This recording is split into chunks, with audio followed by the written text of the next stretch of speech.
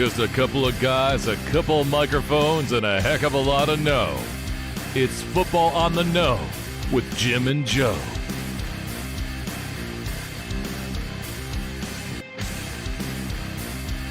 What they say, it's not the X's and the O's, it's the Jimmies and the Joes.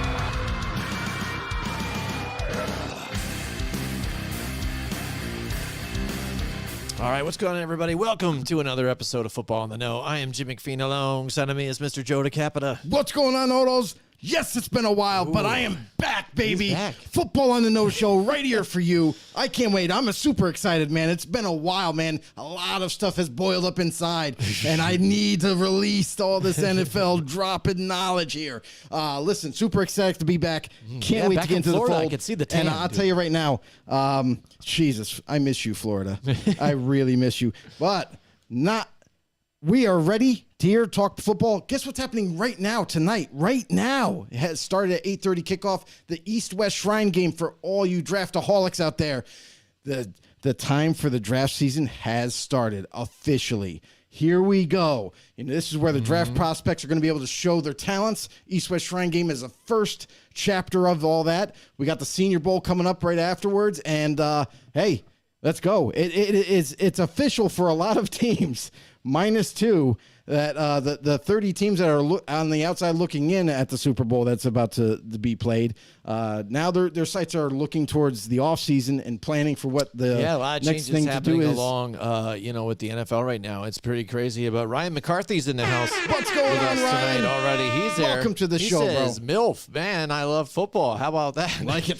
Yeah, dude. Yeah, everybody does. You would think. Those T-shirts are going to be. We're going to Those are start nice. producing those. Yeah, I like that. That sounds good. He should do that, for his show. He got no credentials required. Shout out to him. But yeah, I mean, it's been crazy. It was funny, despite all the parity that was out there with the playoffs. I'm not really surprised at the two teams that are left over after this whole thing's settled. But the big news that's capturing everybody right now, we're just going to run through this, and we have the coaching carousel we're going to talk about with a lot of changes going on with that, and that's the happening news during this week of the Pro Bowl, which nobody cares about, nobody's gonna really watch, but things that have captured, the attention so far, because there is nothing going on, is the fact that Tom Brady officially retires for good after 23 years. Second time around, but he says it's for real this time. No more sappy story anymore. He's done, finally done, but. And it's funny because he could have had his storybook walk away into the sunset type of deal he had after the championship, take time off, retire, and do it. And instead, he decided to come back again, and he got the crap kicked out of him this year, and it was just did not look good. So it's like the a bittersweet. funny thing is about all this is that I don't know if you know this, but as of February 1st of 2022, he also announced his retirement. And then 2 months later, after that announcement, decided to come back. It was February 1st of this year that he announced his retirement. And does that mean that he might get the itch in a couple of months and then decide to come back yet again? That would just be epic. That would just be unbelievable if he changes his mind for hilarious. the second time. Yeah, we got Obi-Wan Kenobi in the house with us again. What's going on, Obi-Wan? Obi-Wan's there with us May the tonight, force too. be with you, my friend. He says no Brady in Vegas, and he seems very excited about that. And I feel like this is how the majority of Raider fans feel right now. Like the population that is Raider Nation did not want Tom Brady in a Raiders uniform. There's a lot of reasons why. You go back to the New England days of Brady and how they were kind of overshadowed and screwed on a fumble that transpired. So it kind of stems from that. And then the absolute hatred going forward after that. There was no way, shape, or form Raider fans wanted him in silver and black. Yeah, absolutely. And again, we've done this song and dance before to kind of look on the reflection of his career and how he was and whatever you might think of him being the greatest of all time and stuff. So now it's funny because when you look at how his career was, again, 23 years, who can you say that about some of these players? Long time. I mean, he'll be forever crafted into time in history with that long career, and probably the player to probably play the longest of all time. He's carved out his legacy for sure. Absolutely. Instant Hall of Famer, obviously. Like, it goes without saying. And I know a lot of people consider him the GOAT. Like, that's his nickname now. It's his trademark. Yeah. Kind of was stapled to him, like as soon as he started winning multiple Super Bowls. Yeah, absolutely. But again, there's not much to talk about with that whole thing. I think just because again, we don't have to talk about landing spots anymore. Yeah, no. I had a joke with somebody about like maybe we'll do the top 5 retirement home landing spots for Tom Brady. Jacksonville, right? Tampa Bay. Yeah, where's he going to go? Miami. Yeah, or Shady but Acres. But the funny thing, over here. The funny thing is about all this is that okay, now everyone's turning the now they're all like saying, oh well. A day ago, everybody, like there was a bunch of football talk shows, ESPN, NFL Network, what have you. They were all talking about this situation, like where's he going to go? Yeah. What's the next step? And this morning, he puts out in this video, and it wasn't a press conference. Yeah. A lot of people might have already gotten their chance to see it, but basically the dude was just chilling on the beach, like and he had his own phone and just did his, little speech on a little video and then posted it. And real simple, real to the point. Like he said, I'm retiring officially right now. And, and then just kind of said his thank yous a little bit to everybody that's, touched him in the NFL circles. And, and that was that. Like it was pretty straightforward, all done. And I wonder if is there going to be anything official? Like, is he going to have like a podium press conference to say goodbye at least, like officially, like, or is this good enough for Tom Brady where he's just like, no, I did the little video, and the funny thing he said in that video was like, he was like, you only get one wishy-washy retirement speech. And he goes, I already used that up. Yeah, so there you go. So there you go. So he knows the realistic expectations of it. And Obi-Wan says he set records no one will break in our lifetimes. Absolutely. It's crazy, right? And he says he feels bad that he got divorced for a first-round bounce. Who knows what it leads for him into the future here. What are we going to see? Because, again, we've heard already about, possible broadcasting jobs that he had been offered and things like that. And, for sure. He's got the TB12 stuff going on. So who knows what the future may hold. He's got a very successful absolutely business, like you mentioned, TB12, but also like he has networks lined up, willing to pay millions upon millions just to get him to sit in and talk football. Oh, yeah. Now, Brady, obviously, it's not going to stop here. Like he has a passion for football. I don't think he's going to walk away as a player and not be involved somehow. Like I could see him. You love the sport eventually, maybe not right away, but I could see him eventually down the road, maybe a year or two. Maybe he wants to coach. Maybe he wants to be in broadcasting. You know what I mean? So we'll have to wait and see how that chapter opens up in his life. But other than that, I mean, phenomenal career. I don't think anybody ever. I can honestly say I don't think anybody ever will reach the amount of Super Bowl wins. Yeah, absolutely. 7 franchises alone. I mean, but one person to be able to get them all. Exactly. Yeah, franchises alone that have been around for hundreds of years have 3 maybe or maybe none. Yeah. Like it's astonishing on what he's been able to accomplish as a player. Absolutely. But again, now the other headline I think that captured the football world now, that's one of the biggest, I think, because we've heard rumors all around about what's going on with this guy, especially even the offseason this past season here. Right. But Sean Payton does find a new spot here. They do figure out a trade here with the Broncos, or able to go trade with the Saints and get him away from them. And they offer up a first-round pick, Joe, for this, for Sean Payton here for and a a coach. second-rounder. And a second-rounder. So, I mean, if you look at the past 2 years now, what they have given up in draft, it's capital absurd. and the players for Russell Wilson and now just Sean Payton. I mean, that's ridiculous. They're going all in just to try and buy whatever they can to get them. I don't know what obviously they're trying to win the Super Bowl here, but they're trying to get out of the toilet right now. Why? Yeah. It's like they're really trying hard to get out of there, but you're mortgaging everything. Mortgaging. It's not even the term right now. I mean, look at what Denver has given up in the past 2 seasons already. We're not even at the conclusion of this season yet. But before we even get to the offseason, they've unloaded a stockpile of draft picks for Russell Wilson last year. And players on top of that just to get Russell Wilson. Then he kind of, it didn't work out this season. We noticed that offense was putrid. Russell Wilson's performance was terrible at times, and now here we are. We're like, now they don't have the whole Nathaniel Hackett chemistry lab set didn't work.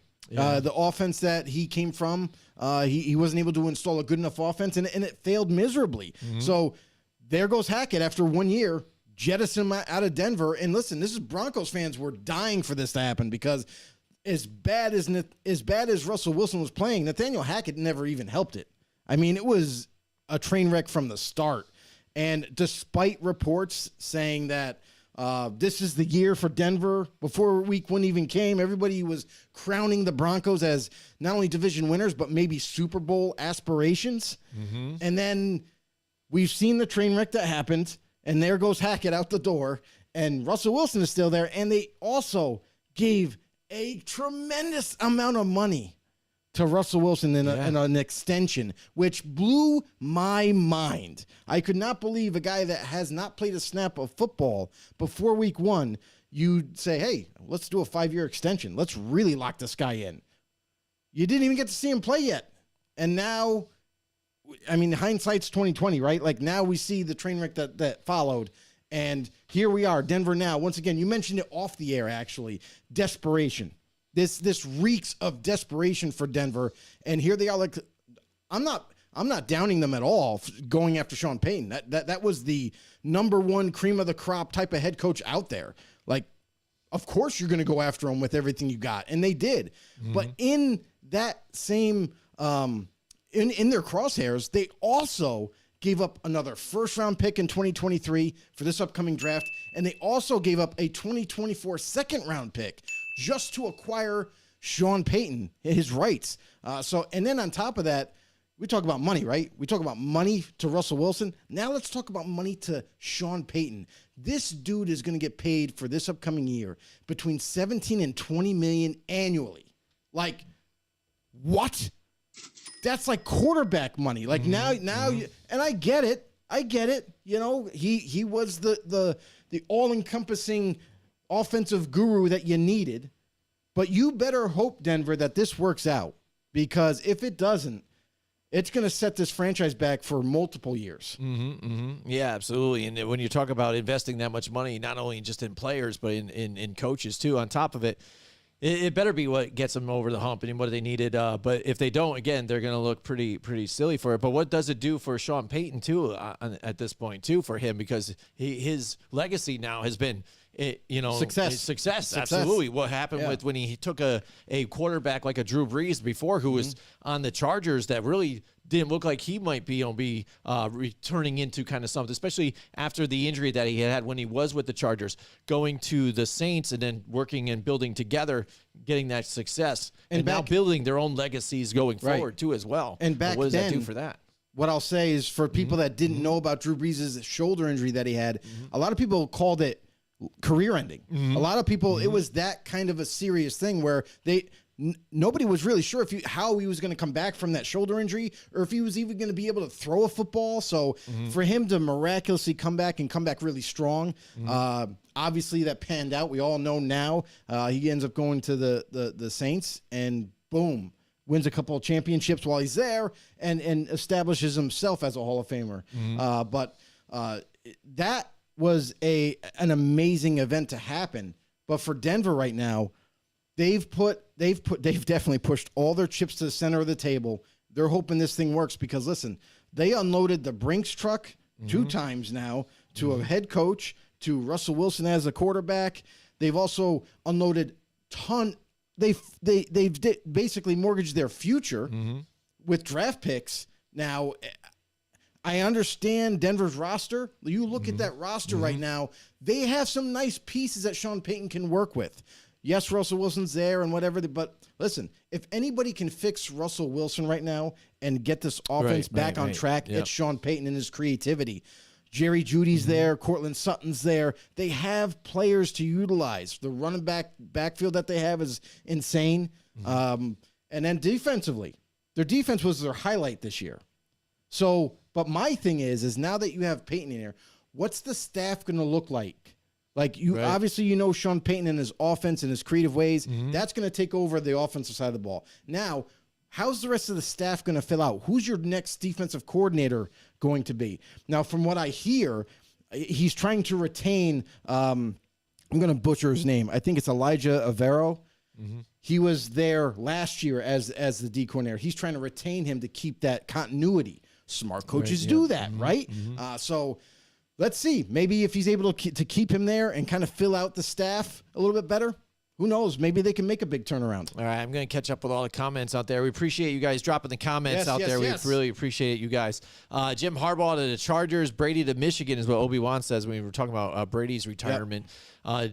And then also here, we got Gary Burchard in the house with us tonight. What's going on, Gary? He says Brady going to be in charge of inflating the footballs before every game or before videographer for the pass. LOL. Yeah, who knows? But I think he'll have a better job. Who's that man in the sunglasses? He's got other people to do that and destroy his cell phones for him.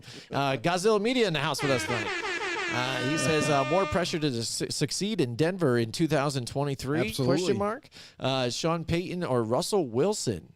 You know what I mean? So I think less of a Sean Payton type of deal. Again, it's Russell Wilson again because he was already paid that big money. Mm-hmm. It would be his second year, and now you're under Sean Payton. So if you can't produce, I don't think they're not going to look at it as a Sean Payton problem. Like, oh no, he just didn't get it done.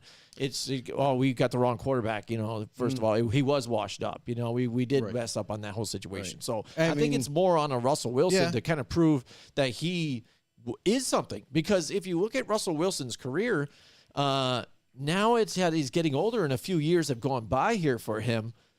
What has he really even done? I mean, he went into back-to-back, Super Bowls or whatever. He should have had probably two, had one, but then again, the mistake in that Super Bowl to where the Patriots come out with the victory. But then again, since then, he had done a whole lot, on his own for that Seattle Seahawks team. But now we're even questioning what kind of caliber was he? He was never really an elite, even though some people tried to put him in that category at times. But he was on the cusp, top 10. But now people will look back at his legacy or his career and have debates about it. Yeah, what kind of career he had. I mean, for that situation, like Sean Payton just got hired. Like the ink hasn't dried yet on the contract. So if let's just say, for example, 2023 came around, they weren't really successful, but they were kind of just below 500, and that's how they finish out. You can't point the blame at Sean Payton. He just got here, and it takes. And I know fans don't like to hear this, but it does take time for a new coaching staff to implement what they like to do and how they like to execute. And on top of that, there's this whole thing called personnel change. Like the roster's got to change a little bit. So, I mean, for that, if they were to have a bad year, I don't think the fingers can't be pointed at him at all because he literally just got there, and his track record speaks for himself.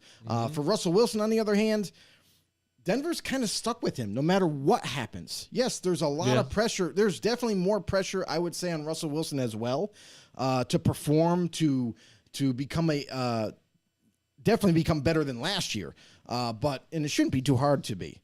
With Sean Payton and his offense and how creative he is, he's going to develop some plays that are going to be the focal point of what Russell Wilson does best. Now, we look at back, like you mentioned, back in Seattle, where he had a lot of his success, where his prime years were. Yeah, at one point in time, he was an elite quarterback in this league. And at one time, he was very difficult to deal with. But then, obviously, we just know Father Time is going to be, hanging around at some point, and it's good. Things are going to change, and it did in Seattle. And for him, you're right. Should have had 2 championships. One of them, I kind of blame on Pete Carroll. One of that one play where it was a slant in the end zone, you had Marshawn Lynch. Lynch got you to the 1 yard line on 1 down. Give the ball to him. But anyway, that's neither here or there. But and then he moves on. Listen, Seattle decided to move on from him. He goes to Denver. Here's the crazy thing, and this is what really hurts the Denver Broncos front office and the GM, is you just unloaded a boatload of money to a already aging quarterback who has not proven himself to your franchise. And now they're on the hook for the next 4 years. Like, I don't even know if they can get out of this contract within the next 2 to 3. I think that last year, maybe there might be some wiggle room to cut. I haven't checked into it, but sometimes these contracts are they're schematically worked out to where there's a certain point in the contract where you can get out. It's not going to be a huge savings, but you can at least get out of it without too much penalty. Yeah, and even the next season, they are raising the salary cap a little bit, so that's going to help alleviate some of that. But again, stuck on that contract, and they're doing that to help you so you can afford some of these baseline salaries that people are now, because the market is keep getting reset. So you need to get some of those other star players in there to help them out. Obi-Wan's in the house. He says Jerry Booty. He says also Henry Ruggs still has more yards than Jerry Jeudy. Then he says, I retract that last statement. But yeah, and then that's what you got to look at. You got to look at some of these weapons. What are they going to do? Who are they going to hold on to? Who might they bring in? Right. There's already been question marks about, now that Sean Payton's there, do they bring in some other people? Definitely going to happen about that. Even but even a lot of people are dotting I's together. Putting the dots together about maybe even a healthy Michael Thomas going there or something like that. Some other things. But you know what they do. That's like you used to play with Saints. He's with him and blah blah blah. I'm sure having him as a head coach is going to bring a lot more talent wanting to go there and possibly win a championship for Absolutely. them. Paul Matty in the house with us tonight. What's going on, Paul? There he is from Playa Linda Beach. There's my guy. He said, "What's up, Playa Linda Beach homies?" There you go.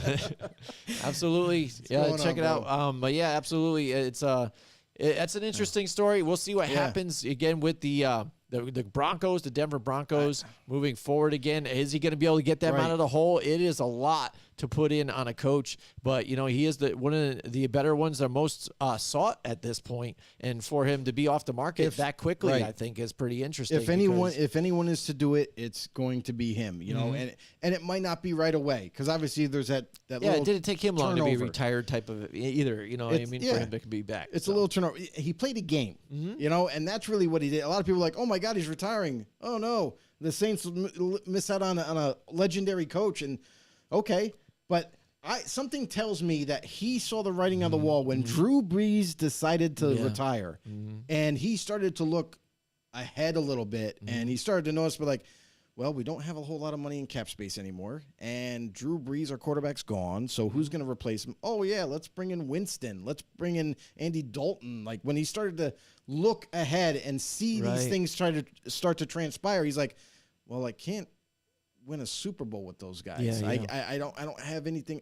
I'm going to retire, everybody. See you later. Yeah. And then here comes a year later. He's like, I'm thinking about coming back maybe. But then, obviously, the whole thing had to happen with the trade. With the trade. With the rights. Again, it had to be the right team and it seems right for him. If he's already he's confident in that quarterback. So he wasn't there with the Saints. Everything else can fall into place with him. Yeah. And now, again, like I said, with the more money with the salary cap, he's just got a credit limit. He got a little more that he can help spend, though. Absolutely, and trying to get something there to help that team. But again, that's a tough division and a tough conference. The AFC has been crazy this season. If you look at them compared to the NFC has been pretty mediocre compared to just the Eagles. The Eagles have been flying high, and then the best winningest team throughout the whole season. Everything else has been kind of in between mediocre, as far as I'm concerned, at least. You know what I mean? Definitely going to be interesting to see where Sean Payton takes his team going forward.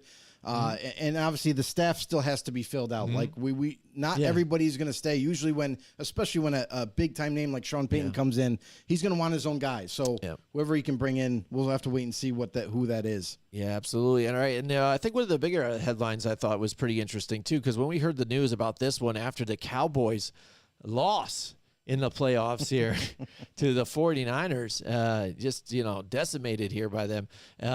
They let go or had parted mutual ways here with Kellen Moore, and I like how they didn't even say we're going to fire him. Or we just both agreed just to step aside. Here you go with Kellen Moore, and we knew this was going to be wasn't going to take long for him to find another spot, and there he is, snagged up by the Chargers, who just let go of their offensive coordinator too, because he was the problem obviously too with them losing too. So both franchises, I think, were having issues and made some interesting mistakes. But that's always the writing on the wall, though. What's led that it could be. With those franchises, what's going to happen now with Brandon Staley if they don't do well this season? What's going to happen with the Cowboys now that Mike McCarthy is calling the plays Oh, that's what Cowboys fans always wanted, right? You always wanted that, right? Yeah, good luck with that. Good luck with that, because I think, again, and I'm not a Cowboys fan and all that stuff, but I think Kellen Moore did a great job for what he was able to do with that offense and the weapons that you had. Did a phenomenal He job. had some great plays. He was dialing things up in the playoffs. You saw it and how he picked apart multiple teams and played against their weaknesses and were able to get it done in the play style that he had. Just poor execution. That's all it is. And your quarterback, Dak Prescott, of the last couple of weeks at the end of the season, showed up against the 49ers and did not do well. Multiple turnovers, just not getting it. And you've seen some of the footage from the game. He had some guys open, just didn't get it to him. Just didn't see him or whatnot. But Kellen Moore, I think that's a great pickup for the Chargers. I think him working with Justin Herbert is going to help Justin Herbert move forward, and I think it'll help get that offense going. And maybe he can stifle Brandon Staley and say, maybe we won't go for it on fourth down so often here, Ellis, and I'm calling the plays. Let's do this here. Or maybe he can be more confident in dialing something up that will be successful during those fourth down conversions. Who knows? But I like the pickup by the Chargers. Don't really like it by the Cowboys, but it makes them worse. I'm happy. Honestly, it's a lateral move for the Chargers. Yeah. There was nothing wrong with that offense. And that offense was doing well. Herbert, we all know, like, he has his fair share of moments. Like, listen, he's not perfect either. No, absolutely I know a lot of people, like, kind of crown him and say, like, oh, man, look at what he's doing. But he didn't really have that great of a year. He had a good year. He had a good year, but the offense wasn't the problem. And for the Chargers to kind of point the blame at, hey, it was the offense. Well, that's why we couldn't win more games.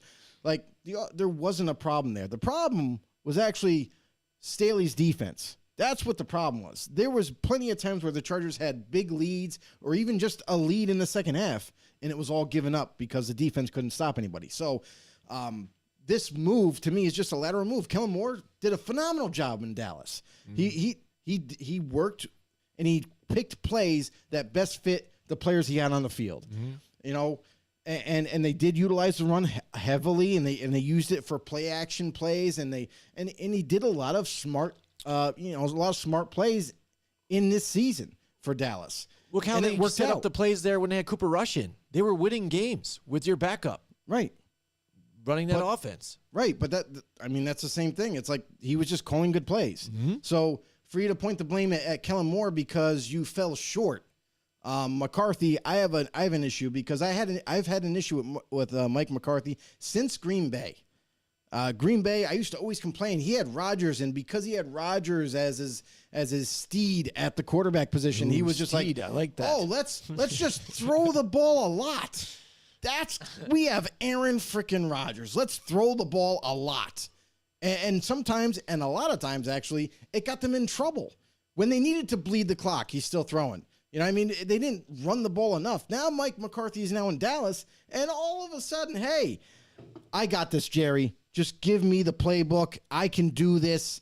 We don't need Kellen Moore. He's the reason why we couldn't get over that hurdle and get farther in the playoffs. So I think that this offense is going to change dramatically, and it's going to fall heavily on Dak Prescott. And it's going to be a lot more pressure for Dak to perform every single week because now he has to throw the ball more and not so much run. You're not taking the pressure off of him. Now you're just like, here, it's all on you, Dak. We're going to be successful if you're successful. And putting all that pressure on him is not the right deal. We've seen him this year in a offense that was called by Kellen Moore be successful. However, Dak Prescott failed more times than not in throwing the ball and getting turnovers and throwing picks and that sort of nature. And that's what got this team in trouble. And they came up short against the Niners because of it. So now you're going to let's not take more pressure away from Dak. Instead, let's just freaking bury him. Let's put it all on him. And Mike McCarthy, he's not the best play caller. We've seen him do it in Green Bay. Yes, he had a legendary quarterback, but they also lost games because of his play calling. So now, good luck, Dallas. Guess what? What does that do for your backfield now? Yeah. Ezekiel Elliott locked in for a big contract. Tony Pollard, most likely is going to get franchise tagged. He's due to be an unrestricted free agent. But what's the point of tagging a running back? Now, don't get me wrong. If you're not he's going to worth utilize it. him that much, because he's going to go spreads nonstop. He's worth it. But if you're not going to run the ball a lot, or at least be a balanced offense, what's the point of having more than one really good running back? So I think there's a lot of issues that are going to be going forward for Dallas. Cowboys fans are going to be greatly, disappointed next season. God! No, God, please, no! And that's something that you could hear every single week, probably. Absolutely. So, although, What? before week 1 hits, Yeah. just ask a Cowboys fan, if you know one, what they think their expectations are, and they're going to tell you the Super Bowl. That is one big pile of shit. Yeah, it is. All right, now Tom Leiter is in the house with us tonight. What's going on, Tom? He's got a question here. By the way, Welcome to the show, Obi-Wan bro. loves the auto clips. Absolutely. Nice. We love you, Obi-Wan, Nice. and I'm trying to hit him up Thanks as much for coming as I can. in. Yeah, he says, can San Francisco get Tom Brady to act like Favre? They are a quarterback away from being a dynasty. I was pondering this not the Tom Brady thing, because I don't think they can get him to come out again. If he says he's for not. good, he's done. He's checked out. He doesn't want to deal with something like that again, getting beat up and all this stuff. He's done. He's not going to be foolish and come out and say, oh, no, I am coming back. I think he's just done. It sounds great because, again, you got the headlines with, he was a fan of Joe Montana and all that stuff, and he was his idol, and now to be able to go play for the 49ers too, California and stuff and all that nonsense. But I don't see it really happening. But the San Francisco 49ers, and you saw during that playoff game, they hung in there as much as they could until it was just too much. I mean, when you're down on your fourth, quarterback, and then you're considering putting Christian McCaffrey in that playoff game, I really did start to just feel bad for the San Francisco 49ers, like all the other players there, because they have a lot of great players, a great defense.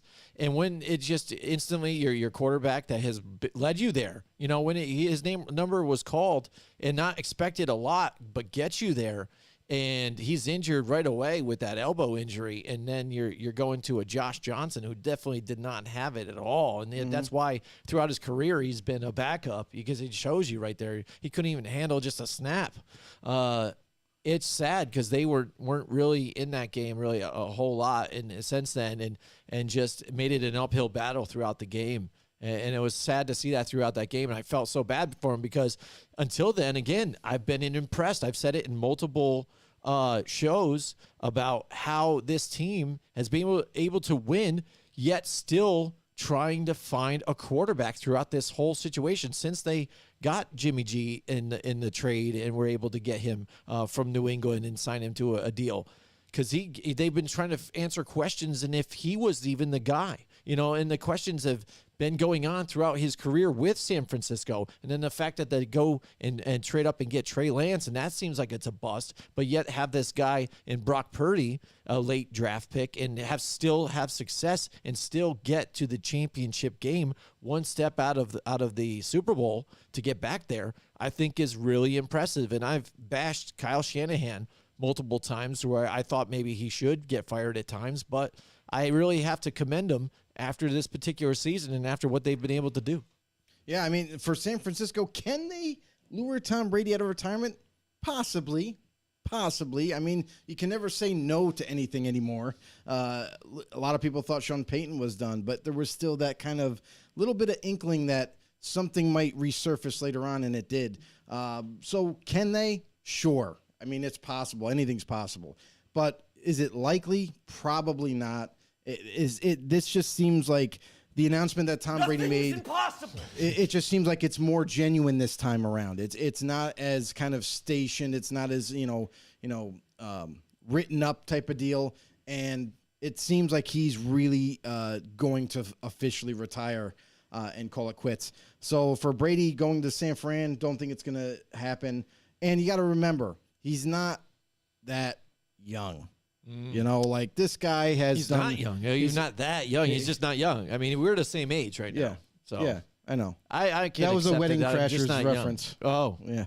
But I missed that one. I have plenty of them though too. But that's the thing. It's like, it seems like he's all done right here. For San Fran going forward, though, The meatloaf! no. A lot of people are going to guess and see like, well, who's going to be the starter? Well, Brock Purdy pretty much has proven that he can handle at least half a season, and he's going to be the favorite, I would guess, as being the starter going into next year. I think it's going to be a quarterback competition in the offseason between him and Trey Lance, and may the best quarterback win. Now, everybody knows that Brock Purdy's definitely had a ton more success already than Trey Lance. So a lot of pressure is on Trey to perform, but Purdy has to be able to overcome defenses if he is the starter next year.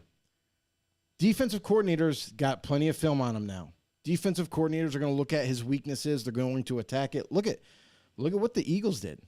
I mean, they dismantled that offense. They took it apart and don't get me wrong, like they had the best or one of the best defenses in the NFC, but they were able to figure something out with Purdy and they exploited it. So this is going to happen next year if he's a starter, where other teams are going to see what the Eagles did, and they're going to look at his game film, and they're going to figure out a way to try to kind of fool him or trick him, and we'll see if he can overcome see that. how far it even goes, because, again, right now, 6 months out, but if he goes into the surgery, he could be out the whole rest of the next season. So what do they do with the quarterback?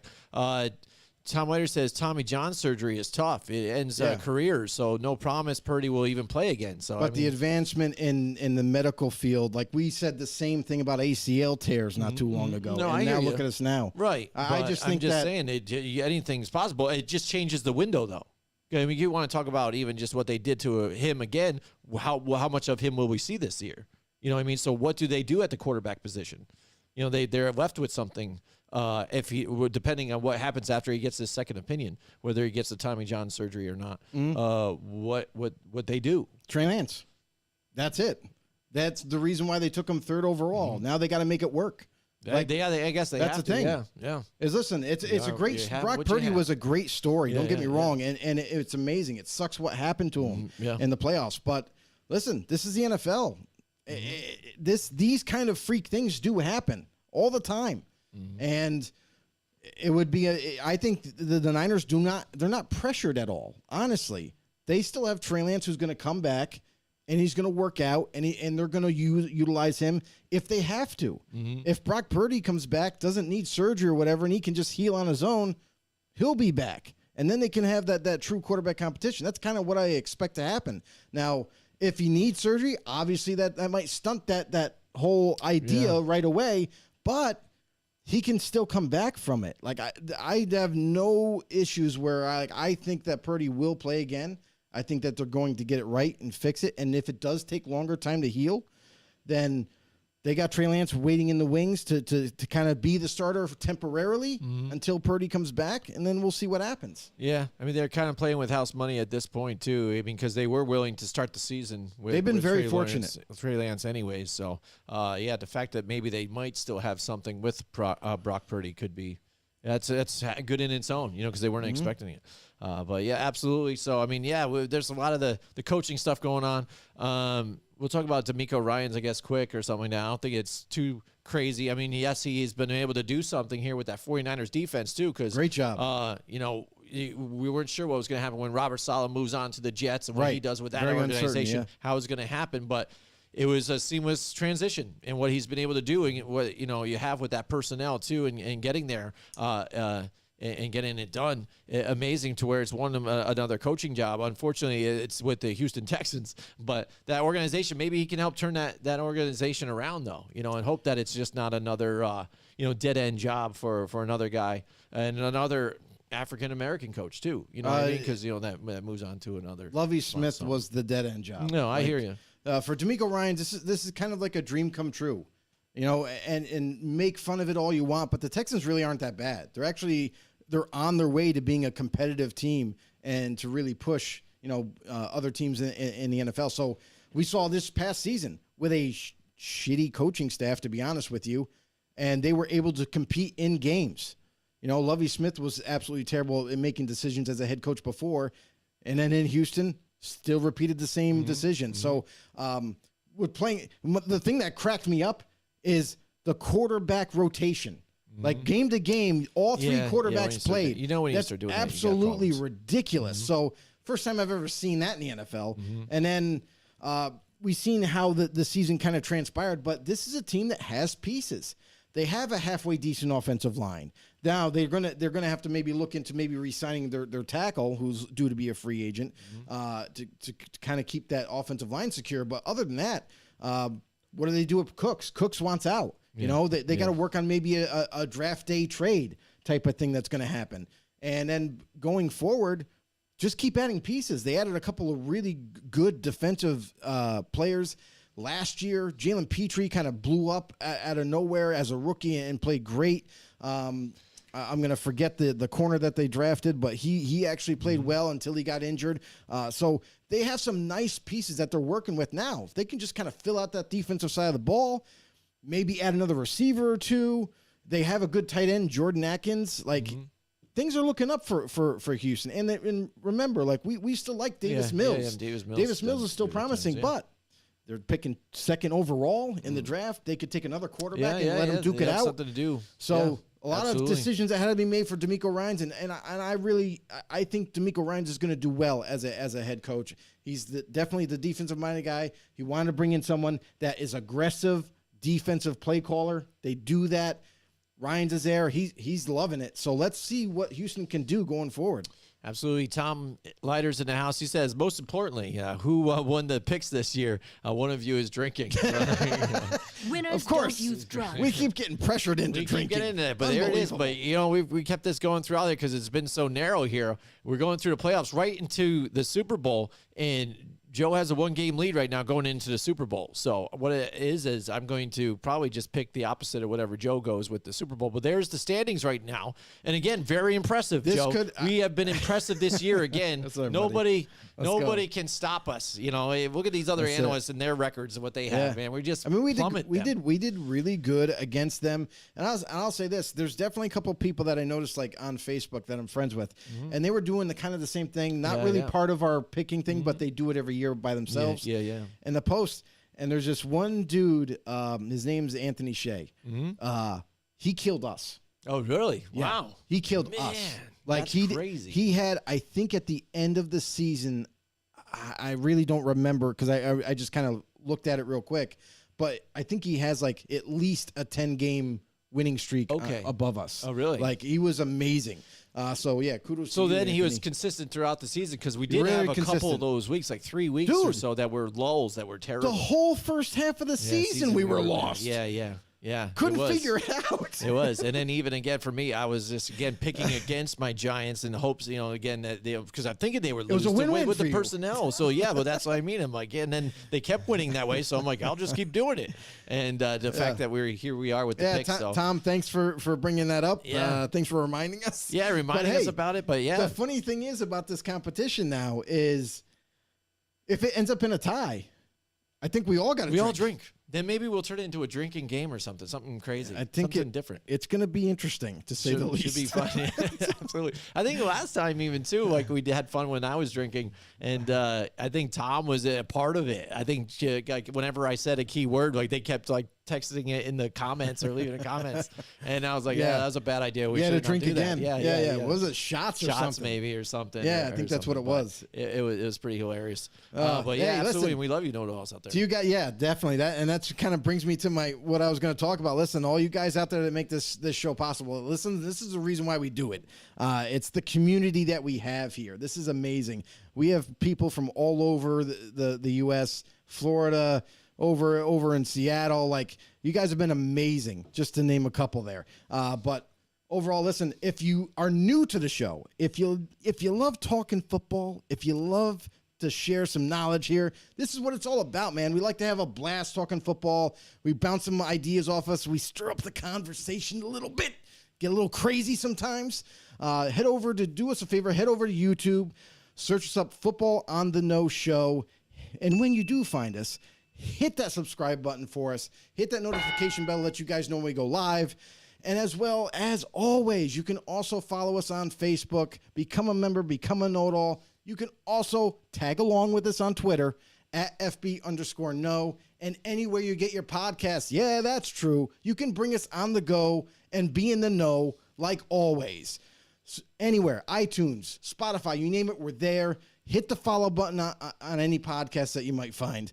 And also, like, if you want to be interactive, I should say, this is the #1 NFL talk show that's the most interactive that you'll ever find.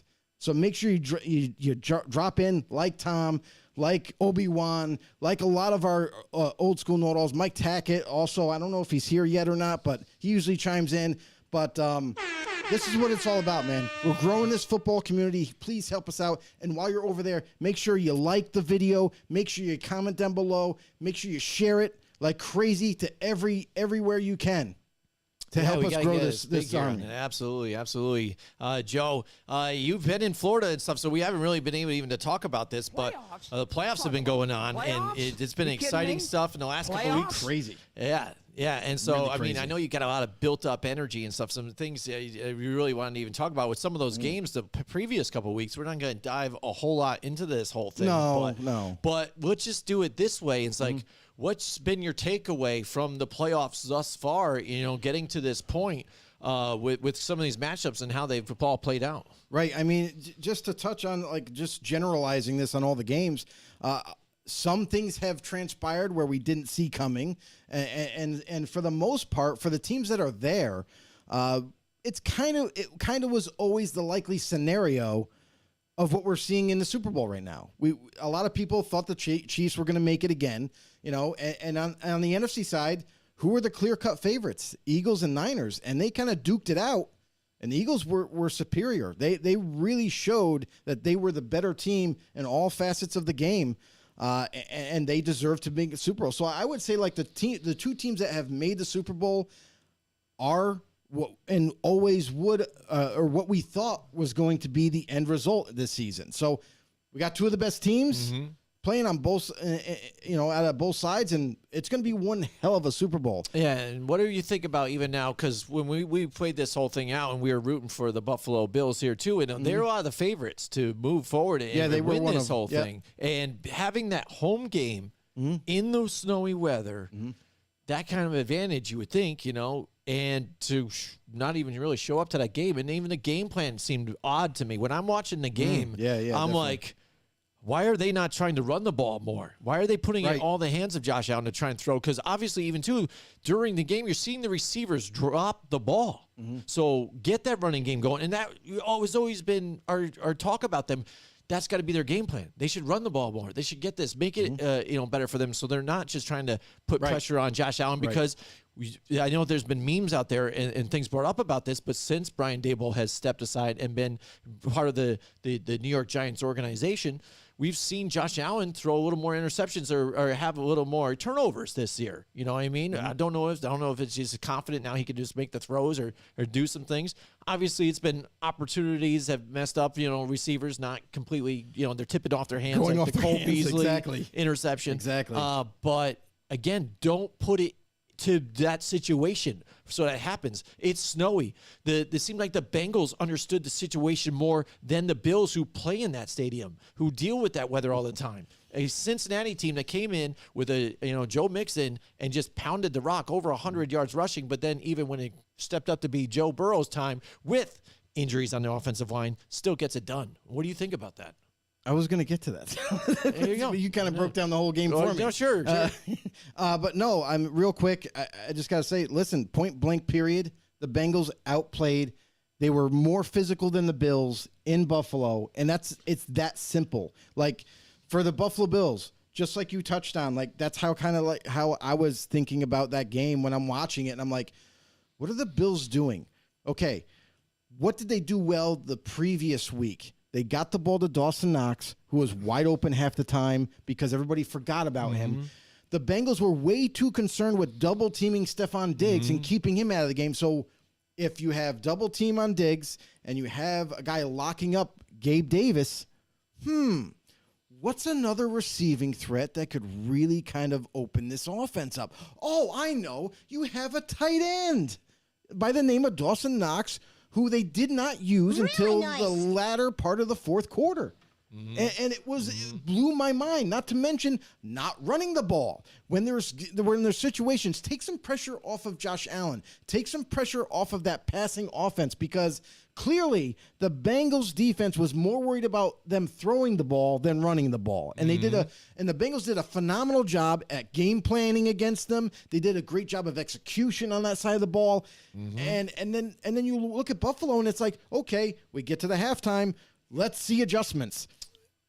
What the fuck is going on in Buffalo? No adjustments at all after halftime. It's the same game plan.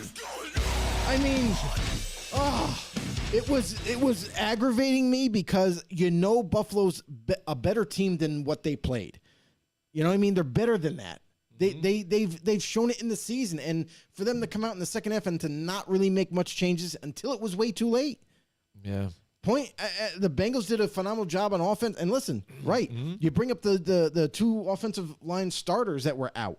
So I thought going into that game, I'm like, wow, I mean, Buffalo should really get a lot of pressure. Right. Buffalo should kind of disrupt the timing with Joe Burrow, and that's kind of what I was expecting. But no pressure to be seen. Yeah. Listen, Bengals executed. They did what they had to do. They utilized Joe Mixon and moving the ball and being more physical, and that's the end result. The Bengals just outplayed and were more physical than the Bills. Yeah, and the thing is, too, what you notice, too, is they're trying to key up on, Jamar Chase on the defensive side. Right. So, but with the weapons that they Rightfully have, so. Cincinnati, you got a lot of T. Higgins. You got a lot of some of the other guys. Yeah, but you know what? T. Higgins wasn't even that. He didn't do that well. No, and Tyler Boyd he only had like a couple of really big catches. Like overall, that was a good defensive game plan for Buffalo to kind of take Chase out, just much like they did with Diggs. So it's like a trade-off. But still, they couldn't stop the run. That was the biggest problem that's all for they Buffalo. Did. Once they realized they could just run, that's all they did. They kept, drive after drive. Why stop doing it, right? It's working. Paul Matty's in the house. He says the head coach always sent the tight ends to my offensive line in the session at practice to learn how to be a nasty blocker. So there you go. Absolutely. Learn how to be blockers right there. And 100%. Tom Leiter says Burrow versus Mahomes is the new Manning versus Brady. We're going to enjoy this for years. Yeah, it could be, because I'm not going to enjoy Mahomes. I know he's probably not. Joe's not going to. But that's what people have been talking about. And it's funny how they change as the wind blows. The media. Yeah. Didn't you see it, Joe? Yes, they're in love with Josh Allen, and then he lays a stinker or whatever against Joe Burrow. Now everybody loves Joe Burrow. Joe Burrow is the next Peyton Manning. He is the next. It changes that quick. He's amazing. It's crazy. Gold, I mean, and that's the other thing. The other thing I kind of chuckled at as I saw a picture, because once Brady announced his retirement, I saw a picture of Brady kind of walking away, and then Mahomes walking forward. Oh my! And then the title was, "It's all yours, kid." Oh, really? Like passing the torch type of thing. Are you kidding me right now? I started dying. I'm like, listen. Can everybody get off their knees on Patrick Mahomes? Gosh. Because, and this is what drives me nuts, right? Yeah. Like, I have to say something there. It's about the Mahomes thing. It's like, don't get me wrong. Is he a really good quarterback? Yes. Is he an elite quarterback? No. He's not. He's not Tom Brady. He's not Aaron Rodgers. He's not Drew Brees. He's not any of these quarterbacks that we've seen as elite. Peyton Manning, for God's sakes. Like, honestly, what Mahomes does phenomenally well, and a lot of times better than most quarterbacks, is kind of ad lib and broke down plays. That's what's making him this like godlike figure in the NFL circles. Is they're just amazed on what he's able to do when plays break down. Now, if he didn't have that extra little umph in his play, you're going to see an average quarterback. We've seen time to time. I know you've seen it. And there's times when guys are open and he just doesn't get there because he's too busy running around doing crazy stuff. He tries to do too much at times, or forces the ball somewhere and it gets picked off. We've seen it. Every quarterback goes through it. Absolutely. But the real reason why Mahomes is so good is Andy Reid. Nobody gives enough props to Andy Reid. Andy Reid is the real reason why Mahomes is playing out of his mind at times. And when the play's broken down, that's all Mahomes. That's all him. Like he's doing whatever he can as much as possible. But when it comes down to X's and O's, Andy Reid is the reason why he is super successful. And we talked about Tom Brady when he was in New England like that. We're like, we called him a quote unquote system quarterback. And in New England, you got to think of that tremendous coaching staff that they had and the offense that they utilized. And they utilized his talents to the fullest. And that's what made him as great as he is.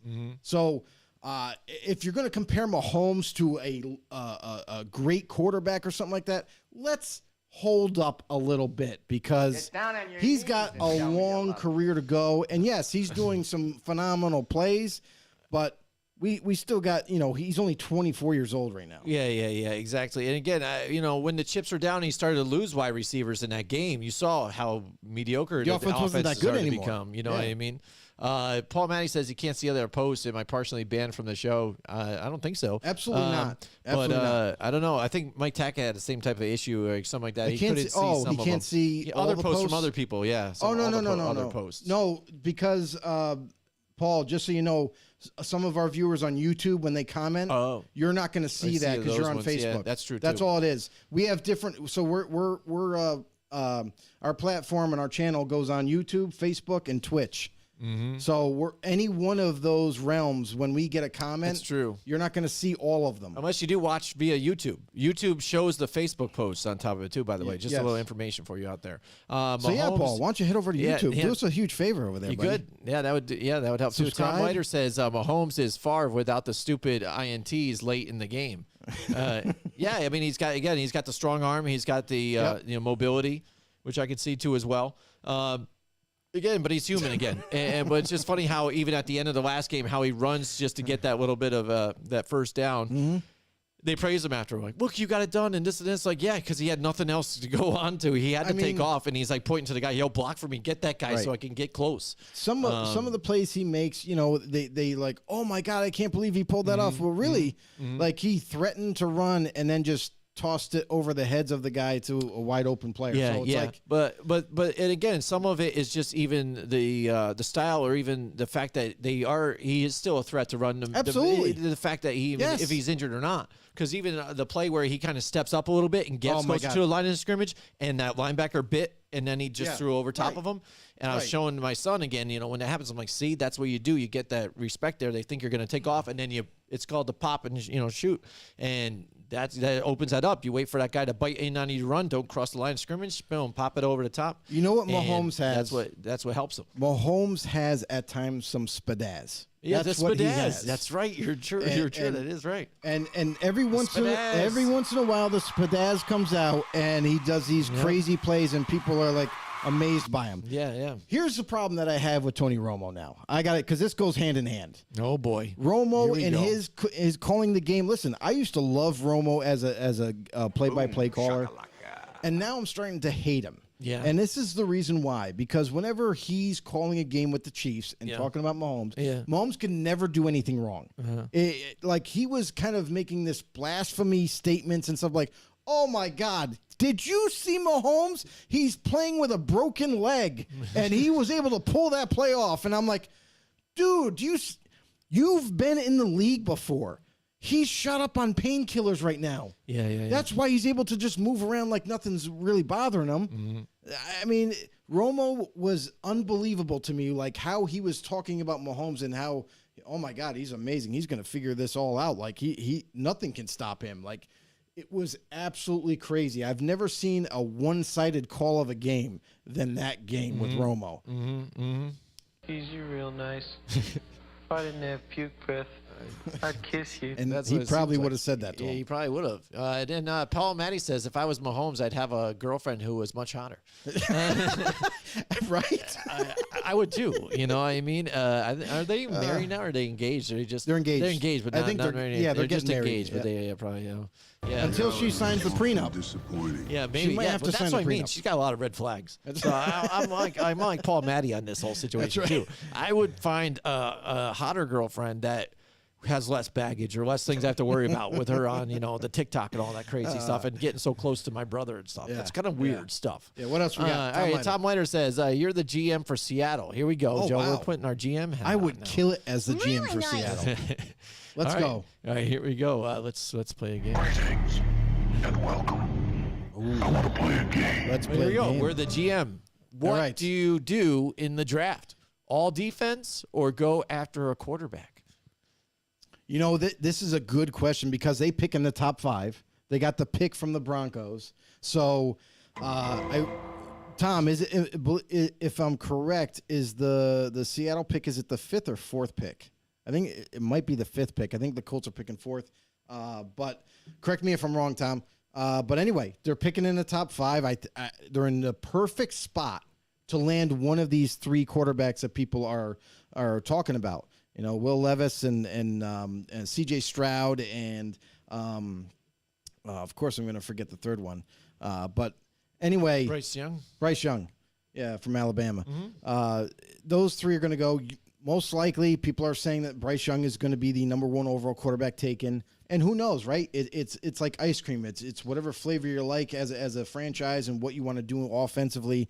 But if via the Broncos. let's just say that what are they? The 5th pick? Yep. Okay, from the so Broncos trade. The 5th pick. Thank you, Broncos. Yeah, thanks for trading the that away. gift that keeps giving That's the what I Denver mean. Broncos. Like they just give up Why so can't the much. Broncos trade with the Giants here? What do we have to offer here? Dude, maybe Sean Payton likes Daniel Jones. You know. No.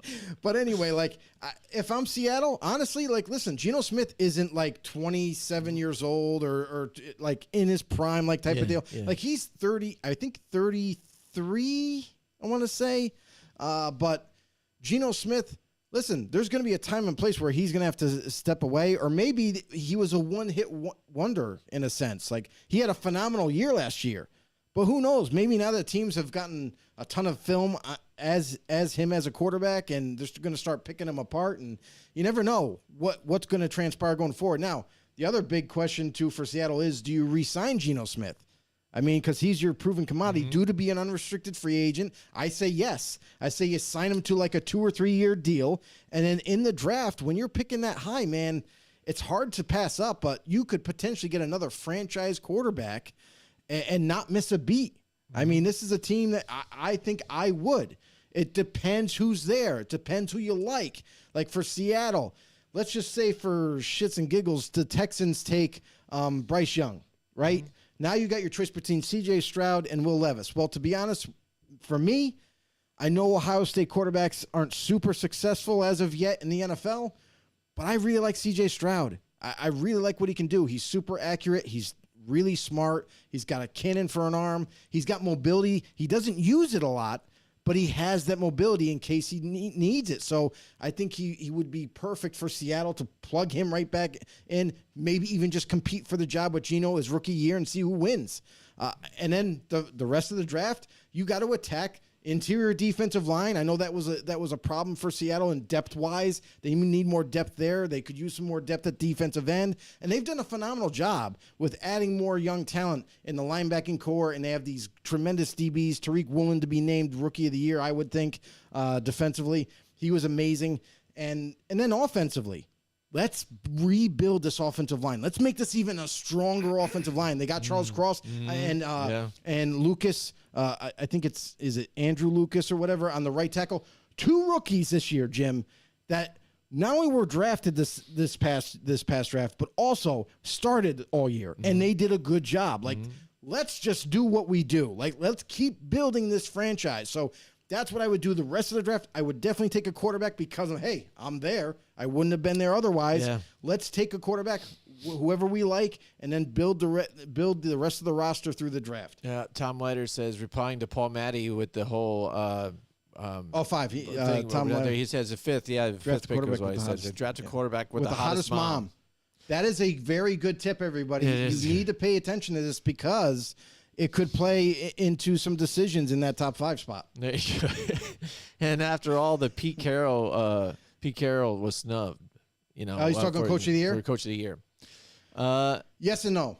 It's tough, though, because when you got some of the stuff that happened with some of those other teams that weren't expected. I know the Seattle Seahawks weren't expected to do some stuff. No, and I could see the argument. Yeah, I could see it. I mean, again, with the Giants and stuff too, and how far they got too. Brian you Daboll. know, You got it's just- like to be honest, like for me at the end of the year, don't get me wrong, I'm not taking anything away from Pete Carroll and what that coaching staff was able to accomplish with the roster they had, and pretty much an unknown roster unless you were a Seattle fan. You know what I mean? Like you saw the young talent, and we knew for a long time that Seattle does a phenomenal job of somehow finding winning young still even, too, young what they're talent, doing. whether it be undrafted free agents, they've done a tremendous job with, and then finding these young talented players in the draft that people tend to overlook or not draft them soon enough. So Seattle did a great job yet again this past offseason, and it showed. Geno Smith, a lot of people, me included, I was kind of laughing at it. I didn't know what to expect from this guy. Don't be rude. Because we saw him last year fail miserably. We saw him throw multiple interceptions, couldn't really get a grasp, but that could be attributed to him not getting enough reps in practice. It could have been he knows the offense, but he didn't get enough reps in practice with the first team members, and look at what happens. He got the job and he earned it, and here you go. He had a phenomenal year. Let's see what they do. I think they have to re-sign him because you need a quarterback going forward. There's no guarantee in the draft if you do take one, and that's what's got to happen. Yeah, absolutely. And the what you said, I think fits. He's 32, by the way, Geno Smith. So again, still not 32. super old. He'll be but 33 he's next there, year. but that's fine. So I was Again, kinda right. You want to hope that he can keep the boat steady, possibly with that quarterback that you draft right there. When are you going to be in the top 5 again? Especially that's a gift that's been given to you by the Broncos. Exactly. It was a gift given to you, and if you didn't get that in a trade, like say they didn't give you a first rounder, you're picking way lower. You know what I mean? You were a team that was on the cusp of even making the playoffs. So you would never have that pick. So why not utilize it? Maybe you get another franchise quarterback, and that's going to propel this franchise with what they've been able to do with the young talent that they've discovered and found and drafted and what have you. This team looks like on the up now. Like next year, if they hit on draft picks again, and maybe they bring a franchise free agent in, here and there, man, this team could literally take that division over next season and push deep into the playoffs because they've done a tremendous job of adding talent. Yeah. And if you look at the Rams and the 49ers and the Cardinals in that whole division, there's a lot of question marks in that next season. What's going to happen with those teams? So easily the Seattle Seahawks can be, in the mix with all that, and see what they can pull out of that. Because, yes, Sean McVay decides to stick around for another season with them, but I mean, how long do you have a healthy Matthew Stafford? They did the whole Baker Mayfield thing quick, and try to fill in the gaps, but that team looked a shell of its former self. Aaron Donald's Different moving team. on, what I mean? So they're going to be, and that's a team that also went all in, like what you see what We knew the Denver Broncos have been doing here. So we and knew now it. we're seeing Yep. the repercussions of that whole situation. And just touch on the Rams real quick is there was speculation Sean McVay wasn't going to return this year. That everyone thought maybe he might retire temporarily and come back because and we talk about the bump in salary cap, right? Where it's going to be 224 and change, for next season. And that's going to help some teams out. Rams, another team that needs it because they're 14 million over the cap right now, and that's when it looks bad. But that's easily you can reconstruct some contracts, restructure them, and get that number to get down to below. But it's going to take time. It might take a trading of Jalen Ramsey away because he has a kind of a steep contract. And what really has he been doing on that one side of the ball? He's a good corner, not a great corner at this time in his career. So maybe it's time to move on from him, create some cap space, and then you talk about the Rams team that won the Super Bowl. This is a team that's very different now. They lost a lot of key players, Von Miller included, and all those guys kind of left, and the offensive line's still trying to be figured out. So this is a team that they blew their load on winning a Super Bowl. And now now this team is taking steps backwards. Stafford announced also that he will be back next year to play quarterback for them. So what does that mean for Baker? Where does he might go? You know what I mean? Pursue another job. And then for the Rams, this is kind of like rebuild mode. It has to be now. Right. You need clear cap space. You need to open the books up and let's figure this thing out and start to rebuild once again. Yeah. That's why I say it's all there for him for the Seattle Seahawks. So you never know. And then Tom Leiter says franchise Geno and go after improvement on that turnstile defensive line. Yeah, absolutely. Mike Tackett's in the house with us tonight. What's going on, Mike? Welcome to the show, bro. Glad you guys are on. This Pro Bowl showcase stinks. We are here to rescue you. There he is. He says, also, I was 1-1 last week. I'll take KC for the win to win it all. Right, he he wanted pick. the Bengals. A lot of people wanted the Bengals in that He's situation. made it official. I know I did. Yeah. A lot of people did. And a lot of people are butthurt listen, about that now, too. honestly, that they're not in there. now we're going which to talk is about funny. that game. We will in a second. I just want to say here, Mike Tackett about the Rams. He said, sold their soul for the Super Bowl. Absolutely. Hey, that rhymes. I like it. Yep. San Francisco blew their load for McCaffrey to win this year. You see, Yeah, there you go. Tom true. Leiter, we're all bringing it up. Yep, And absolutely. this is what happens. You And that's what load it- the box, load it all up, and They looked at happens. what the Rams did. They added a player. Rams did a couple, 2 or 3 times in trades to add some players. But for San Francisco to add Christian McCaffrey, and let's be honest, McCaffrey, the first time staying healthy all year, was amazing. That was a phenomenal move, and it really kind of made them even more difficult to stop. And they had it. They were close for a little bit, and they were right on the cusp, and they just couldn't do it all because, let's face it, the better team won. Like, as good as the Niners were on defense, they didn't have their true starting quarterback. They had Brock Purdy, and you started to notice some things, and the injury really killed San Fran after that. After that, again, you said you're scrambling. Yeah. So I wanted to go back, and I wanted to touch on that Bengals game. Yeah, absolutely. So Bengals Chiefs, this is what kind of really annoyed me with this game. It was back and forth for a while throughout the game, and I was like, man, this is an amazing game. Like, this is going to go right down to the wire. This is exactly what we were hoping for in a championship game. And then the second half happened, and then the fourth quarter really kind of blew up in terms of the referees getting involved a little too much, and it was so one-sided in the fourth quarter that you could make the case, if you're a Bengals fan, and I know other fans have seen this happen too, that the referees got so involved that it was almost impossible to come back and win that game. The referees kind of really helped. They really did help the Chiefs secure that win. And I don't care if anybody disagrees with me. I think you're wrong, because if you clearly watched that game, especially in the fourth quarter, the referees weren't even calling holding against the Chiefs. And I tell you what, I've seen it happen with the Chiefs before, where their tackles, Wiley is one of the worst offensive tackles, I think, in football, and he gets away with holding left and right. He was holding on the outside of the shoulder pads, holding guys in place, and there was no flag to be thrown. Now, if you're on the Bengals side, they were getting called left and right for stuff. Every time they had a successful play happen, all of a sudden, here comes the yellow flag. Oh, yeah, there was holding on that guy because there was a 20-yard play. There was way too many one-sided calls in that matchup, which kept the Chiefs in it.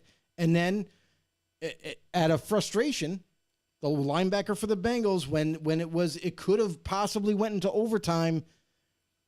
What are you doing, dude? You shoved Patrick Mahomes out of bounds. You After get a he's right there, 15-yard personal foul penalty that puts him into field goal range. Stupid. And then the game is written after that. Yeah. So if he doesn't commit that foul, it's a lot tighter. That's going to overtime. It ends up in overtime, and then anything could happen. But my problem is I really do believe that the referees were so involved in that game to help the Chiefs secure that win that I honestly think if they weren't that involved, if they didn't make such poor calls down the stretch, that I think the Bengals would have actually stole that game in Kansas City. And the other thing that kind of struck me funny is that not only was Roger Goodell in the booth, in the suite up watching the game, but it was also a little fishy on how not only did the referees help Kansas City win, but it was like more for the storyline. What's the award called for the AFC Championship game?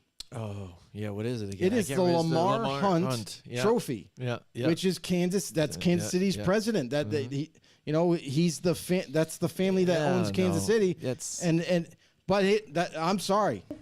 You have to win the game. Yeah, you play to win the game, But you can't win the game if the referees are literally stunting you every chance you get. I don't know. I didn't think it was that one-sided. Oh, absolutely. No, I don't think so. Absolutely. It was Not a lot even closer close. than you think it was. No way. Yes, it was. No way, dude. All right, You're whatever. We out can of just bounds. disagree on this. For but no, sure. dude. But if you're no, it was watching a that lot game, closer. there's no way. All right.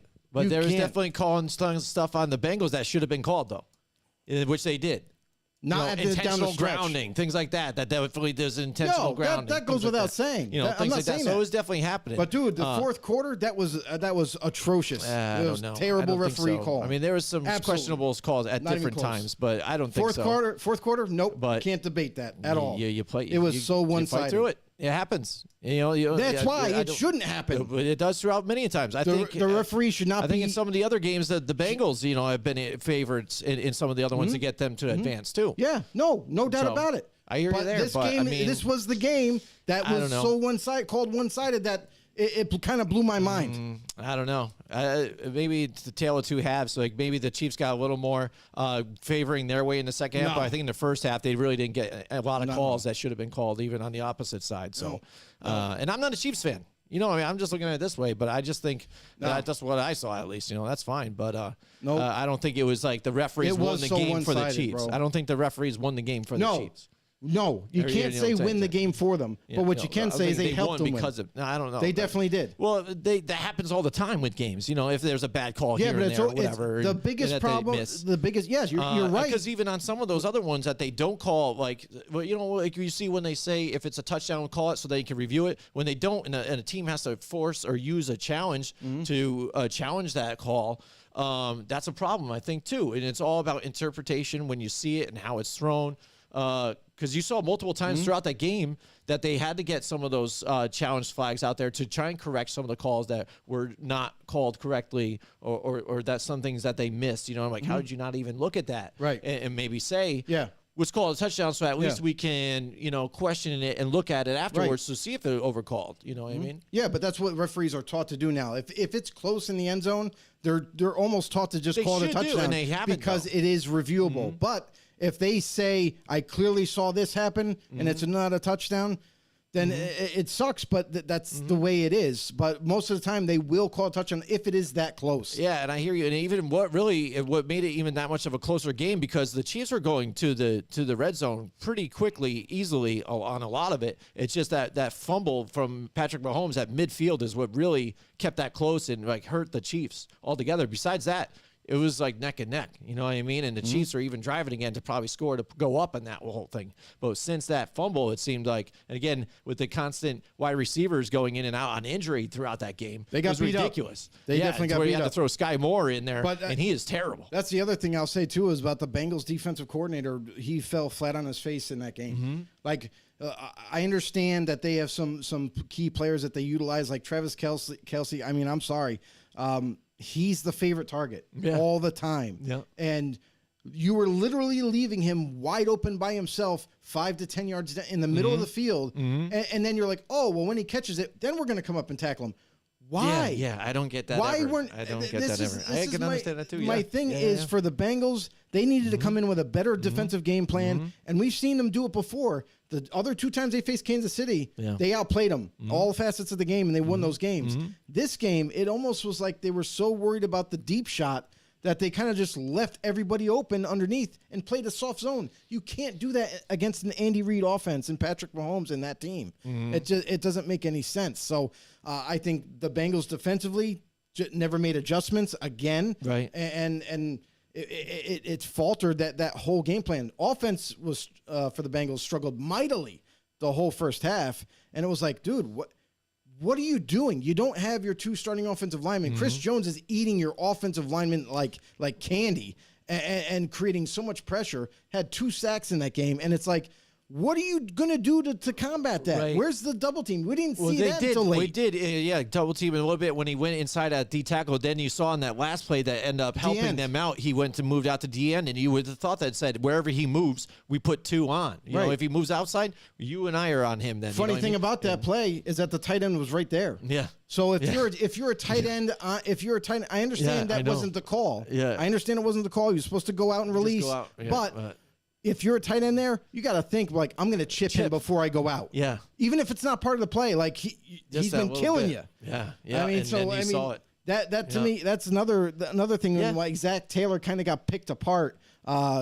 Him calling the plays, and it's like, dude, like you got to make an adjustment there. Yeah. Yeah. And then Tom Leiter says the late hit on Mahomes sealed the deal, and obviously it did. Absolutely, that's the again, reason. It's a whole different situation then because that's a long field goal, and they even said it. Jay Feely in the game, said, listen, he wasn't making those field goals in practice before. It was that much further out of the range. So again, then you're talking overtime, and who knows with the new overtime rules and everything, it could have been really interesting and crazy. But before we move on to something else now too, again. Just to clarify some other things, because I know you've talked about the holding and stuff like that, and that, that's understandable. I understand it too. A lot of people making a big complaint about even that situation to where they had to replay the play, where the third down that they didn't convert on, they went to fourth down. But clearly it shows the referee running out here trying to stop it because the play clock started when it shouldn't and had to redo the whole thing. But because of all that whole thing, a lot of controversy around it, and that's where you end up with this type of stuff. Yeah, and if it's only one referee from the farthest point away to make this call, things are really sketchy. But the rule is the rule, though, and that's what he was trying to do. And so it was legit. That's what I think it is. But you should have blew the play dead. It should have been dead because what happens? Because you got to be able to, if you're trying to preach something to somebody as a boss, as a parent, whatever. You set up the rule for the person and they adhere to it, they adhere to it. But if all of a sudden you do something differently away from what you've been teaching them, people look at it like, what? How come you can do that then? I understand you are who you are, but how come you could do that, not us? Because you know that when something happens, like say they're running, a guy's running down the sideline, trying to call a timeout. And try and get it. Nope. All of a sudden, somebody snapped the ball. It's like, oh, it's too late. They snapped the ball, or because you wanted to throw the challenge flag. Even hurry up to the line. Snap it. Once they snap it, you can't challenge. But all of a sudden, they already snapped the ball. Did a play, and then all of a sudden, what you guys running down the side trying to stop it. The play already happened, so shouldn't it be too late? That play was underway when that referee was running on the field. Shouldn't it, if we have to abide by that rule, like it was already snapped, now it's too late, shouldn't you adhere by that? Absolutely. Even though technically it was wrong with the play clock, wasn't supposed to start, that needed to be corrected, but the play had already started, so shouldn't you live by that same rule, right? You can't give a team a whole play, over, like, oh, right? that didn't work. Especially after knowing the outcome. Yeah, that didn't work, so now it's got a do-over. Nobody gets a do-over. Like that to me is so ridiculous because all of the referees, except that one, all of the referees that were close enough to blow whistles and everything, the head referee sits behind the quarterback. He can see him clear as day. This dude is running on the field doing this and blowing a whistle and doing this. And if the signal is there and that head ref just kind of let it happen, I'm sorry, that's terrible. Like that refereeing crew was one of the worst refereing crews, and I have no idea. I have no idea how they got that detail, how they got a playoff game. But that to me right there, that's absolutely terrible. You can't let a whole play happen. No, throughout the whole season, we have not seen that ever, where a whole play happens and then they're like, oh, we're gonna rule this. Like, dude, are you kidding me? Bring the offense back on, right? The punting crew is already out there. Come back. No, the Chiefs, you guys get another shot. Like, we our bad. Yeah, so I can understand after that whole situation how Terrible. people can be upset about that. I'll give you that much on that one. Terrible. But, yeah, so, I mean, besides that, again, playoffs, pretty interesting with some of the teams. Again, Jags made a good run. Couldn't get it done, though, but made it tough. They made it way farther than people thought. And again, credit to Doug Peterson, too, who I thought is in the running, too, for Coach of the Year, too. Absolutely. What he was able to do with that team and turn it around. Definitely. But in Cowboys, again, fall flat on their face, aren't able to get it done. But, I mean, honestly, like that Cowboy game against the Niners, like, they played better than I thought they were going to. But obviously, like, they just didn't have the firepower. Just not enough. And turnovers matter. You know what I mean? Of course. Especially in playoff games, man. I mean, everything matters in playoff games. Yeah, absolutely. So, Yeah, I mean, it is the Pro Bowl weekend here. Again, not a whole lot to talk about. So, I mean, we did roughly make this so far like over an hour and stuff. But Pro Bowl, there's nothing to talk about with that. Again, it's a big disappointment. Like Mike Tackett had brought up the fact about it. And again, it's a disgrace to the whole thing. And even though they go to a game because, again, we talked about if that before, guys aren't tackling anymore, might as well just make it a flag game, you know. But I don't think they'll ever fix this situation. And we called for the skills competition to happen. We were like, yeah, bring it back. Yeah. But again, the right people are not in the right situations. We don't want to see, some of these other people that are in these competitions. How is Tyler Huntley making the Pro Bowl? After voting and after some other people bow out, Josh Allen's like, oh, I can't make it. Nobody wants to go. And why are you still having fans vote to have these people in here when the fans aren't even watching the game? You're not getting the eyes on the game and the people to watch it. So why are they involved in picking anymore? They shouldn't be. I mean, it's a whole sham of a situation here. I mean, we've talked about this before at exhaustion. Like we said, get rid of the game because they're not really playing anyway. They're just kind of going through the motions, and they don't want to get hurt. It's the end of the season. They're going on vacations like the following week or something with their families. Like, they're not going to try to get hurt. They're not going to play real hard. Like, and I'm not saying like they should, but if it's not going to be exciting to watch, if your best players aren't going to really play the game, you might as well make it a fun game to play, like flag football. I think that was the right direction that the NFL decided to go, is now make it a flag football game because everyone can have fun. No one has to really risk injury or anything like that, and just make it fun. And then you got the competitions coming back and everything. So that should add to a little bit of a fun factor for the whole weekend that's going to unravel. So I think the NFL did a good job with their decisions, and I think it's going to make it fun for fans out there too. Paul Matty says, great show, homies. Yeah, absolutely. Thanks, Paul, brother. out there. Appreciate you. 9 years ago tonight, the greatest team ever won the Super Bowl. Go Hawks, says Tom Leiter, Seahawks fan. Yeah, so, I mean, again, the Super Bowl is coming up. The two things is set up. Flag football is like sex with a rubber. I don't know. Yeah, I guess so. That's a good way to call it, but it's still fun. I think it's still fun. Still yeah, absolutely. Yeah, absolutely. But because I still like flag football and I still like sex with a rubber. That's right. It still feels good enough to me. Like, I don't know. That can't say anything bad about that for me. But yeah, I mean, Super Bowl set, two teams squared off. I mean, the Eagles and the Chiefs, I think that's going to be a good game. We're not going to do our picks this week because, again, we got a whole nother week to talk about it and stuff. We're going to plan some more things. Cody will be back, probably. He is out on hiatus for a little bit because the way things have happened here with Joe being out in Florida and stuff and the weather that we've had up here, it's been pretty crazy with the snowstorms and stuff. We got a wind chill advisory tonight and this weekend. Again, it's going to be below zero up here, so it's going to get crazy. But next week we'll be back with all that talk.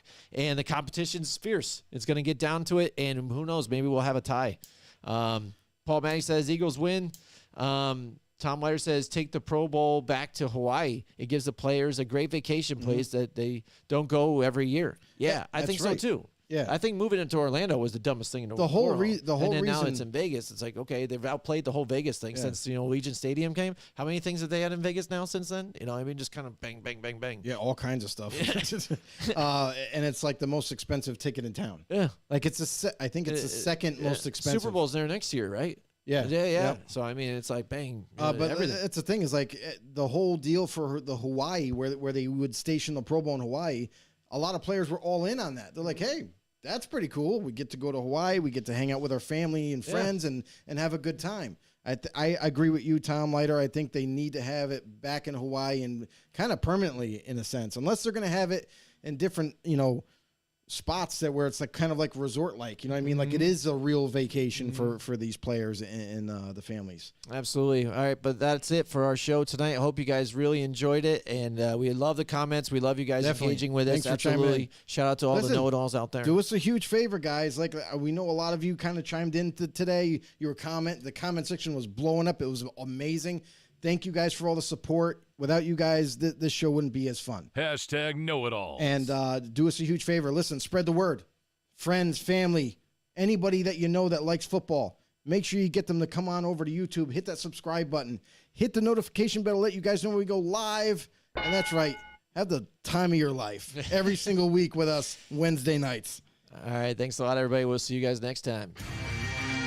Join us next week from 8 till 10 Wednesday nights for more Football on the Know with Jim and Joe.